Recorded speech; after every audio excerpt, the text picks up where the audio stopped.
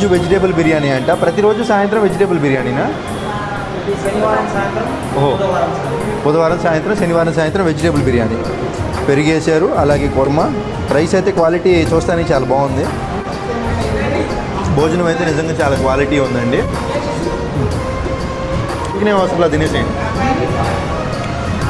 వాళ్ళు చూడండి నీట్గా మాస్కులు, చేతికి గ్లౌజులు పెట్టుకొని చేస్తున్నారు. చాలా బాగుంది. మందికి ఆదర్శం.